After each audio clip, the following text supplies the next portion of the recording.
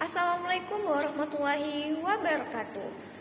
Puji syukur atas kehadirat Allah Subhanahu wa taala dan bersalawat kepada Nabi Muhammad sallallahu alaihi wasallam. Perkenalkan, nama saya Jaswarni dengan NIM 2120203874236011 dari program studi Manajemen Zakat dan Wakaf Fakultas Ekonomi dan Bisnis Islam Institut Agama Islam IAIN Parepare. Nah, pada kesempatan kali ini saya akan menjelaskan materi tentang keuangan publik Islam. Adapun pembahasan peta konsep kita pada kesempatan kali ini, yang pertama yaitu usyur, yang kedua yaitu sumber-sumber pengeluaran negara dalam Islam, yang ketiga yaitu sumber-sumber penerimaan negara Indonesia dari pajak dan non-pajak. Nah, yang pertama yaitu usyur. Usyur yaitu bea cukai atau pajak ekspor dan impor. Nah, usyur adalah harta yang diambil dari hasil perdagangan ahlus zimah dan penduduk Darul Harbi yang telah melewati daerah perbatasan negara Islam sebagai hak kaum muslimin. Jumlah pungutan bahwa Umar bin Khattab mengutusnya dalam masalah usyur ke Irak dan Syam dan memerintahkan untuk mengambil dalam 3 kelompok, yaitu pedagang muslim, pedagang dari ahlul zimmi, dan pedagang dari kelompok ahlul harbi. Nah, dari pedagang muslim diambil sebesar 2,5%, sedangkan dari kaum zimmi sebesar 5% dan kaum kafir harbi sebesar 10%. Barang yang terkena usyur. Usyur dipungut atas seluruh jenis barang dagangan. Adapun jenisnya yaitu perhiasan, hewan, hasil pertanian, atau buah-buahan. Usyur tidak diambil dari selain barang dagangan. Usyur tidak diambil dari pakaian atau peralatan yang digunakan oleh seorang untuk kegiatan atau kebutuhan sehari-hari termasuk makanan. Waktu pemungutan usyur. Usyur hanya diambil 1 kali dalam setahun untuk satu jenis barang dagangan. Walaupun pedagang tersebut berkali-kali melewati perbatasan dengan barang dagangannya itu, maka usyur tidak boleh memungut lebih dari 1 kali.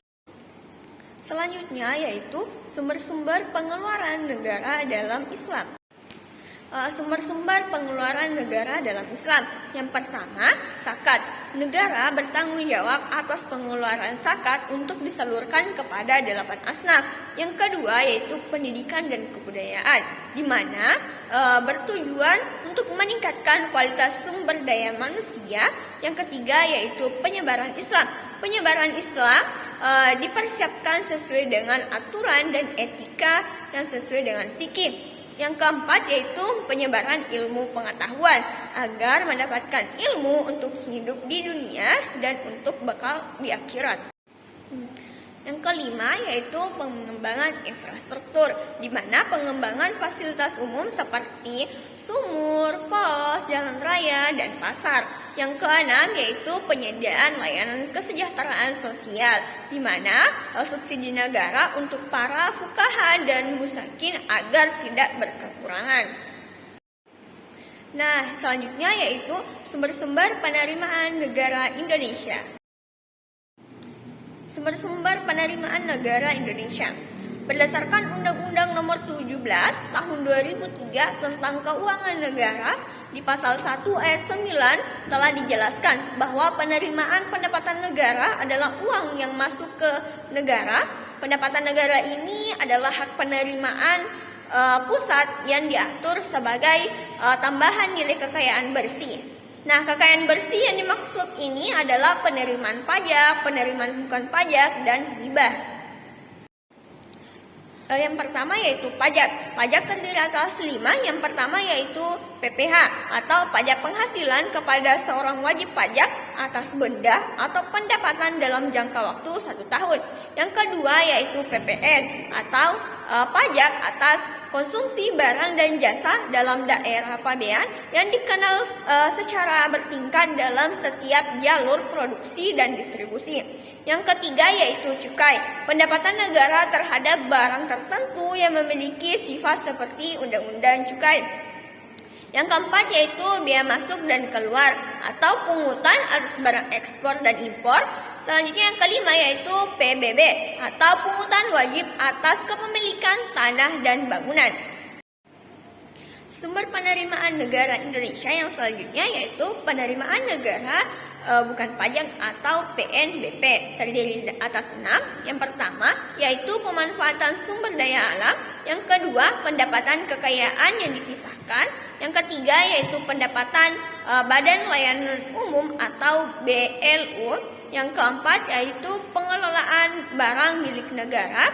Yang kelima yaitu pengelolaan dana. Yang keenam yaitu hak negara lainnya. Nah, selanjutnya sumber penerimaan negara Indonesia yang terakhir yaitu hibah. Hibah adalah penerimaan negara dalam bentuk devisa. Devisa yang dirupiahkan, rupiah, barang, jasa, dan atau surat berharga dari dalam maupun luar negeri guna mendukung program pembangunan nasional. Nah, itulah tadi materi dari saya tentang keuangan publik Islam, tentang usyur, pengeluaran negara dalam Islam, dan pendapatan negara Indonesia. Mengutip kata dari Nelson Mandela, pendidikan adalah senjata paling ampuh untuk mengubah dunia. Maka marilah kita berbondong-bondong untuk menuntut ilmu.